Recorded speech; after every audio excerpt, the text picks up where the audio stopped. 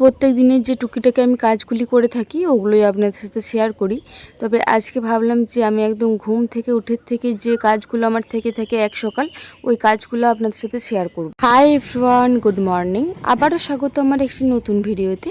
আশা করছি সকলে খুব ভালো আছেন আর সুস্থ আছেন, আর আমরাও বেশ ভালো আছি। হলো রবিবার, এখন ঘড়ি কাটাই ওই সকাল 6টার মতো বাজবে। এখন থেকে আজকের ব্লগটি আমি শুরু করছি। আশা করছি আজকের ব্লগটি আপনাদের ভালো লেগে থাকবে। 5টার মতো বাজবে, ওই রকম টাইমে উঠেছি। উঠে পরে আমার ভয়েস ওপরের কাজটা সেরে চলে এসেছি। এসে পরেই দেখলাম যে সোনামা ঘুমাচ্ছে না ঘুমায়নি। তো দেখলাম যে না, ও এখনও পর্যন্ত ঘুমাচ্ছে। তো আমি কাচাকুচি করার জন্য একেবারে বালতিতে জামা কাপড় সব কিছু নিয়ে চলে এসেছি। এইদিকে ব্রাশটাও নিয়ে নিলাম। আর দাঁড়ান, তার আগে এই জামা কাপড়গুলো আগে ভালো করে ভিজিয়ে নিই, তারপরে না হয় ভালোভাবে ব্রাশটা করে নেব। সোনামা যখন থেকে হয়েছে শুধুমাত্র হয়তো বাপের বাড়ি গেলে আমি ভালোভাবে অনেকক্ষণ ধরে ব্রাশটা করি। তাছাড়া শ্বশুর বাড়িতে আমি যতদিন থাকি সোনামা উঠে যাওয়ার ভয়ে আমি সকালের এই তাড়াতাড়ি কাচাকুচিগুলো তাড়াতাড়ি করার চেষ্টা করি। তো সেই কারণে ওই ব্রাশটা যতটুকু না করলে নয় ততটুকু সময় করে থাকি, অনেকক্ষণ সময় ধরে কিন্তু আমি করে থাকি না। তো যাই হোক, এইদিকে আজকেও খুব একটা বেশি জামা কাপড় থাকেনি, ওই সোনামায়ের কটা মতো জামা কাপড়গুলো ছিল। আরও কালকে শাড়ি সায়া ব্লাউজ ছিল, ওগুলোও মাখিয়ে নিলাম সার্ফের গুঁড়িতে। তো সার্ফের গুঁড়িতে মাখিয়ে ওই আমার বালতিতেই রেখে দিলাম। এরপরে আমি ব্রাশটা করে নেব ভালোভাবে, দিয়ে মুখটা ধুয়ে নেব। আর এইদিকে আমি ফেস ওয়াশটাও নিয়ে এসেছি। এই গ্রীষ্মকালে বিশেষ করে এই সকালে যদি একবার ফেস ওয়াশ না করা হয়, মুখটা যেন একদম তেলতেলে ভাব লাগে। আর বিশেষ করে যাদের অয়েলি স্কিন, যেরকম আমারটা রয়েছে, এই অয়েলি স্কিন যাদের রয়েছে তাদের যেন একদম সেই নাকের সাইডগুলো দিয়ে একদম পুরো তেল বেরোয়। তো যাই হোক, মুখটাও ভালো করে পরিষ্কার করে নিয়েছি ফেস ওয়াশ দিয়ে। সে বিছানার থেকে উঠলে যখন মুখটি ধুই, তখন যদি এই পাগুলি না ধুই তাহলে যেন কেমন একটি লাগে। তো আমি একেবারে কাপড় নিয়ে চলে এসেছি বাথরুমে। ঢুকে পরে একেবারে বাসি কাপড় চেঞ্জ করে বেরোবো। এখন ঘড়ির কাটায় ওই 6:30 মতো বাজে। এই মুহূর্তে আমার বাসি কাপড় চেঞ্জ করাও হয়ে গিয়েছে আর কাচাকুচিও কমপ্লিট হয়ে গিয়েছে। কালকে সোনামায়ের পাপার বেশ অনেকখানি জামা কাপড় বিকালে কাচাকুচি করে রেখেছিলাম। বিকালে কাচাকুচি করে রাখলে জলটি ঝরে থাকে, তাহলে সকালে একবার রোদ দিলেই না জামা কাপড়গুলি শুকিয়ে যায়। সোনামায়েরও কটা ছিল, সোনা পাপারও কটা ছিল, আর দাদা ভাইয়েরও কটা ছিল। তবে এই জিন্সের প্যান্টটা আর নিলাম না, কারণ ওটা দিদিভাই ছাদেই দিয়ে দেবে। নিচে খুব একটা ভালো শুকাবে না, তা ছাদে তাড়াতাড়ি শুকিয়ে যাবে, ছাদে যেহেতু ভালো রোদ্দুরটা আসে। তো দাঁড়ান, আগে ভিজেগুলো মিলে দিয়ে, আমার ভিজে কটা মাত্র রয়েছে, তারপরে না হয় শুকনোগুলো এদিক ওইদিক দিয়ে দেবো। শুকনোগুলোই বেশিরভাগ রয়েছে, ভিজে কিন্তু খুব একটা বেশি পরিমাণে নেই। আমার ওই শাড়ি সায়া ব্লাউজ রয়েছে আর সোনামায়ের কটা মতো জামা রয়েছে। এই যে শাড়িগুলি দেখছেন, এই শাড়িগুলি অনেকটাই ন্যাতে হয়ে গিয়েছে, তবে এই গরমের কারণে মোটেও ছাড়তে ইচ্ছা করে না। দুটো নতুন মতো বার করেছি, তবে পরবো ভাবছি, আর পরাই হচ্ছে না। একটা তো মাঝে সাঝে পরে থাকছি, যেটা হলুদটা আপনারা খেয়াল করেইছিলেন। আর একটা আকাশি কালারের বার করেছি, তবে সেটা পরবো ভাবছি, আর পরাই হচ্ছে না। ভাবছি আজকেই পরে নেবো, জানেন তো, এরকম করে আর পরাই হচ্ছে না। যাই হোক, এইদিকে সোনামায়ের আমার ভিজে জামা কাপড়গুলো যেগুলো ছিল সেগুলো মেলা কমপ্লিট হয়ে গিয়েছে। এরপরে যে শুকনো জামা কাপড়গুলো রয়েছে এই তাড়াটিতেই মেলে দেবো, সব কিছু ধরে যাবে। কাপড়টি মিলে ঘরকে এসেছি, এসে পরেই দেখছি সোনামা উঠে পড়েছে। এখন ঘড়ির কাঁটায় ওই 6:40 মতো বাজবে। এই মুহূর্তে সোনামা উঠে পড়েছে। এখন প্রত্যেক দিন সোনামা এরকম টাইমেই উঠে থাকে। হয় আমি কাচাকুচি করে আসি, বা কাচাকুচি করে আমার চুলটি বাঁধা হয়, তারপরেই ও উঠে পড়ে। এই সকালে যদি আমার চুলটাও না আঁচড়ানো হয়, তাহলে যেন শরীরটা আরাম লাগে না। চুলটি আঁচড়ানোর পরে এই গ্রীষ্মকালে সকালটা বেশ আরাম লাগে, জানেন তো। আর আমি একেবারে যে সোটা পাকিয়ে থাকি তা কিন্তু নয়, আমি একেবারে সোটাটাকে গুটিয়ে নিই, নাহলে আমার একটা অস্বস্তির বোধ লাগে। আর একেবারে যে আমি ঝুটিও করতে পারি তা কিন্তু নয়, আমার ঝুটি করলেও একটা অস্বস্তির বোধ লাগে, মনে হয় চুলটা যেন কে টেনে রয়েছে। তো সেই কারণে আমি এইরকমভাবেই বেশিরভাগ আমি বেঁধে থাকি চুলটা, আমার এইটাতেই বেশি কমফর্টেবল লাগে। বললামই তো যে সোনামা উঠে পড়েছি, তো সেই কারণে সোনামায়ের সাথে ভেক করতে করতেই চুলটা বেঁধে নিলাম। নাহলে ও ঘুম থেকে উঠেই একবার কলে চাপতে খুঁজে। তবে আমি অনেক কিছু কায়দারে করছিলাম, তো সেই কারণে চুপচাপ বসেছিল। তখন ওইদিকে মুখটা ধুচ্ছিলাম, তো মুখটা ধোয়ার সময় হয়তো টিপটা পড়ে গিয়েছিল, টিপটাও একটা পরে নিলাম আর সিঁদুরও পরে নিলাম। যাই হোক, এক সকাল যে একদম চাপটা থাকে আমার নিজের কাজগুলোর, ওই চাপটা কমে গিয়েছে। এরপরে আমি সোনামাকে আরাম করে টাইম দিতে পাবো। এরপরে ওকে ব্রাশ করাবো, খাবার খাওয়াবো, ড্রেস আরে চেঞ্জ করাবো, রেডি করাবো।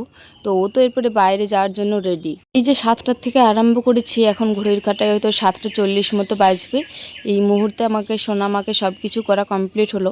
এখনও পর্যন্ত আমার বাসি বিছানাটা ঝাড়া হয়নি, আর বাসি ঘরটাও ঝাড় দেওয়া হয়নি। তো ততক্ষণকে ভাবলাম যে ভাতটা না হয় চাপিয়ে দিই, তারপরে ওই সাইডে যাব, কারণ সোনামায়ের পাপা এতক্ষণ পর্যন্ত ওঠেনি, এই সবে মাত্র উঠে বাথরুম গেল। এদিকে বাসি জলগুলি ফেলিয়ে দিয়ে টাটকা জলটা নিয়ে এলাম। ওইদিকে তো রান্নার জন্য এক বালতি রেখে দিলাম, আর এইদিকে এখন সোনামায়ের সোনা পাপার জন্য এক বালতি মতো রোদে দিচ্ছি। ওই জলটাতে একটু ঢাকা দিয়ে দিলাম, না হলে কিছু একটা পড়ে যাবে। যাই হোক, এরপরে ভাতটাও চাপিয়ে দিই।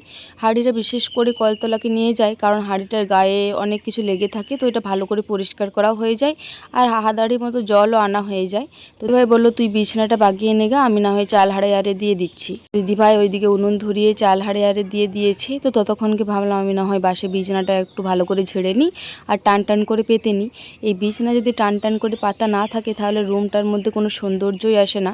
রুমটির মধ্যে যদি একটার থেকে দুটো জিনিস একটু অগোছালো থাকে খুব একটা খেয়াল হয় না, যদি এই বিছানাটা টান টান করে পাতা থাকে। তো আমি এই রুমের মধ্যে বিছানাটা আমি সবসময় টান টান করে পেতে রাখার চেষ্টা করি। তো যাই হোক, এইদিকে আমার বিছানাটা ভালোভাবে টান টান করে পাতা হয়ে গিয়েছে। এরপরে এই যে পা পোষগুলি রয়েছে এগুলো ভালো করে ঝেড়ে নিই। আপনাদেরকে তো আগেও বলেছি আর আবারও বলছি যে আমাদের ঘর যেহেতু এখনও ঢালাই করা হয়নি, তো সেই কারণে প্রচুর পরিমাণে ধুলো জমে। এই পা পোষগুলো যেদিনকে মেজদির বাড়ির থেকে এলাম তার পরের দিনকেই কিন্তু ধুয়ে নিয়েছি। তার সত্ত্বেও দেখুন মানে কতটা পরিমাণে ধুলো রয়েছে। বিশেষ করে ওই যে গোলাপি পাপোশটা রয়েছে ওইটাতে বেশি পরিমাণে ধুলোটা জমে, কেন জানি না। তো যাই হোক, পাপোশগুলো বাইরেই রেখে দিলাম। এরপর আমি ঘরটা ভালো করে ঝাড় দিয়ে নিই, তারপরে না হয় পাপোশগুলো ভেতরে করে নেব। আমাদের ঘরটা যদি এই পাতি ঝাঁটাই করে ঝেটানো হয়, এই খেজুর খাড়ি ঝাঁটাই করে, তবে কিন্তু খুব একটা সুবিধা হয় না। নারকেল খাড়ি ঝাঁটাই করে ঝেঁটোতেই সুবিধা হয়, তবে এই খেজুর খাড়ি ঝাঁটাতে ঝেঁটোলে ভালো মতন ধুলোগুলো বেরিয়ে যায়। আর নারকেল খাড়ি ঝাঁটাই ঝেঁটোলে না অর্ধেক ধুলো হয়তো রয়েই যায়। তো সেই কারণে কষ্ট হলেও একটু বেশি টাইম নিয়ে আমি এই পাতি ঝাঁটাতেই ঝেঁটিয়ে থাকি। আর দিদিভাই একটু আগেই সব কিছু একদম ভালো করে পরিষ্কার করলো। ওই সাইডে ঠাকুমা এখনও পর্যন্ত তরকারি বানাচ্ছে, থাক না হয় একেবারে ধুলোগুলো বার করে নেব। সোনামাকে খাবার খাইয়ে রেডি করিয়ে মা নিয়ে চলে এসেছিলো। তো এখন তো সেরকম কোনো কাজ নেই, ভাবলাম সোনামাকে নিয়ে চলে যাই, কারণ ও মায়ের বাড়িতে থাকলে মোটেও জলও খাবে না আর টয়লেটও করবে না। মায়ের হাতে যদিও খায়, ঠাকুমার হাতে মোটেও খাবে না। আর মায়ের হাতে খেলেও আমি যতটা খাওয়াতে পারবো মা কিন্তু অতটাও খাওয়াতে পারে না। তো সেই কারণে গ্রীষ্মকালটা সোনামাকে আমি ঘরে রাখারই চেষ্টা করি। আর এই যে এসের থেকেই দুষ্টুমি আরম্ভ হয়ে গিয়েছে, একবার এই ঘর একবার ওই ঘর। এই মুহূর্তে দিদিভাই ভাতও নামিয়ে দিয়েছে আর এইদিকে আলু পোস্তটা চাপাচ্ছি। আজকে পেঁয়াজ দিয়ে আলু পোস্তটা করবে। আজকে রপটের ভাই এসেছে, মানে দিদি ভাইয়ের ভাই এসেছে। তো সেই কারণে ভেবেছিলাম যে মাছের ঝোল করব, আলু পোস্ত করব আর কুঁদরি ভাজা করব। তো কোনোদিন অনেক মাছওয়ালা হাঁকাহাঁকি করে যে মাছ নেবে নাকি, তবে আজকে কোনো কাকু আসেনি মাছওয়ালা যে মাছ নেওয়ার জন্য। তো সেই কারণে ওইদিকে দিদিভাই পোস্তটা করে নিয়েছিল আর আমি এইদিকে কুঁদরি ভাজাটা করে নিচ্ছি। দিদিভাই পোস্তটা নামিয়ে কুঁদরিটা সেদ্ধ করতে দিয়ে গিয়েছিল। তখনকে আমি সোনামাকে ঘুম পাড়াতে গিয়েছিলাম। তো সোনামাকে ঘুম পাড়িয়ে দিয়ে এসে এদিকে আমি কুঁদরিটাও ভেজে নিলাম। কুঁদরিটা ভাজতে খুব বেশিক্ষণ টাইম লাগে না, ওই 2 থেকে 3 মিনিট মতো লাগে। তো যাই হোক, এইদিকে আমার কুঁদরিটাও ভাজা হয়ে গিয়েছে আর এই মুহূর্তে মোটামুটি সব কিছু রান্না কমপ্লিট হয়ে গিয়েছে। এই মুহূর্তে আবার দাদা ভাই ডিম আনলো, বললো ডিমের ঝোল করতে। তবে ডিমের ঝোল আর করব না, কারণ টুকিটাকি বেশ অনেকগুলোই তরকারি হয়ে গিয়েছে। এগুলো ডিম সেদ্ধর জন্য বসাচ্ছি, সবাইকার একটা করে ডিম সেদ্ধ করে দেবো। ঘড়ির কাটায় ওই 12টা 10-15 মতো বাজবে। এই মুহূর্তে আমার স্নান করা কমপ্লিট হয়ে গিয়েছে, বেশ কিছুক্ষণ আগেই কমপ্লিট হয়েছে। স্নান করে এসে সোনামাকে একটু তালমিজি শরবতটা খাওয়ালাম। ভাবলাম যে 12:30টা বাজুক, তারপরে না হয় ভাত খাওয়াবো। আর আপনাদেরকে তো বলেইছিলাম যেমন কথা তেমন কাজ, আজকে নতুন শাড়িটা পরবো, তো সেই কারণে পরে নিয়েছি। এই শাড়িগুলো একটু এখন নেতে করে রাখছি, তাহলে যখন একদম ভর্তি গ্রীষ্মকালটা পড়বে তখন এই শাড়িগুলো আবারও পরতে পাবো। এখন ওই নেতেগুলো 1 সকাল পরে রান্নাটা করব ভাবছি, তারপরে এই চান করার পরে এই নতুন শাড়িগুলো পরে নেব। তো কালে যে জামা কাপড়গুলো কাচাকুচি করেছিলাম ওগুলো শুকিয়ে বিছানাতে রেখে দিয়েছিলাম, ভেবেছিলাম স্নান করে এসে তারপরে গুছিয়ে নেব। এই যে কটা মাত্র ছিল, আজকে তো খুব বেশি কাচাকুচি করা হয়নি। আর যেগুলো আধ শুকনো ছিল বেশিরভাগ সোনামায়ের পাপার, ওগুলো রেখে দিয়েছি। সোনামাকে খাইয়ে এই মুহূর্তে আমিও খেতে বসে পড়েছি। আজকে তরকারির মধ্যে হয়েছে কুঁদরি ভাজা, আলু পোস্ত, পটলে আলু তরকারি আর এই যে ডিম সেদ্ধ, ফুলের আচার, আমের আচার সব কিছুই রয়েছে। তবে আমি আজকে আর কোনোটাই নিলাম না, যেহেতু আমার ফেভারিট ডিম সেদ্ধ হয়ে গিয়েছে, ওই দিয়েই তো আমার ভাত পেরিয়ে যাবে। পোস্ত রয়েছে, যেদিনকে মুসুরির ডাল হয় সেদিনকে আমার ওই আমের চাটনিটার একটু বেশিই ভালো লাগে। ডালের সাথে ওই আমের চাটনির কম্বিনেশনটা আমার দারুণ লাগে ভাত দিয়ে। তো যাই হোক, চলুন আজকে দুপুরের ভাতটাও তৃপ্তি সহকারে খাবো। তো আজকে দুপুরের মেনুর মধ্যে আমার অলমোস্ট ফেভারিট ডিম সেদ্ধ রয়েছে। এখন ঘড়ির কাঁটায় বিকাল ওই 5টা মতো বাজবে। এই মুহূর্তে খামার দিকে একটু এলাম। ঘরে প্রচণ্ড পরিমাণে গরম করছিল আর সোনামাও মনীষা বনুদের বাড়ির দিকে এসেছিল।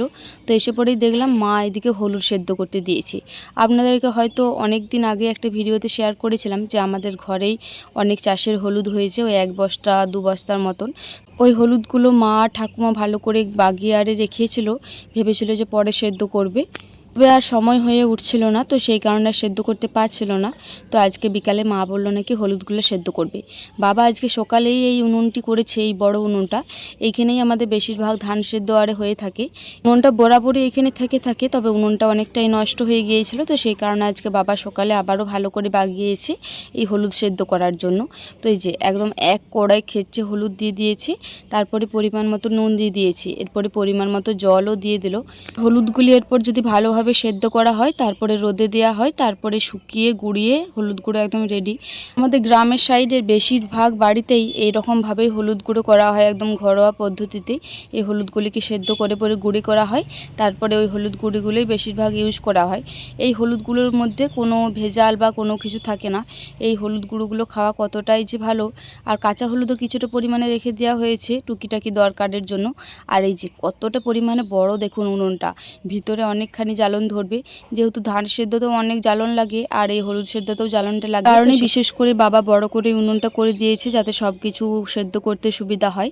আর এদিকে বাবা অনেকখানি জ্বালনও জোগাড় করে দিয়েছে। মা দুটি দুটি করে উনুনটার কাছকে নিয়ে যাচ্ছে। মা এই যে আরম্ভ করবে হলুদ সেদ্ধ করতে, মা বললো যে একদম রাত্রি হয়ে যাবে, কারণ সেদ্ধটা করতে অনেকটাই দেরি হবে। এদিকে বেগুন খাড়ি রয়েছে, তাল পাতা রয়েছে, অনেক কিছুই রয়েছে টুকিটাকি জ্বালন, এই দিয়ে এই হলুদ সেদ্ধটা করা হবে। যাই হোক চলুন আজকের ভিডিওটা এই পর্যন্তই, আবারও দেখা হবে পরবর্তী কোনো ভিডিওতে। ততক্ষণে সকলে খুব ভালো থাকবেন আর সুস্থ থাকবেন। আর আজকের ভিডিওটি ভালো লেগে থাকলে একটি লাইক, কমেন্ট, শেয়ার আর সাবস্ক্রাইব করে আমার এই ছোট্ট চ্যানেলটির পাশে থাকবেন।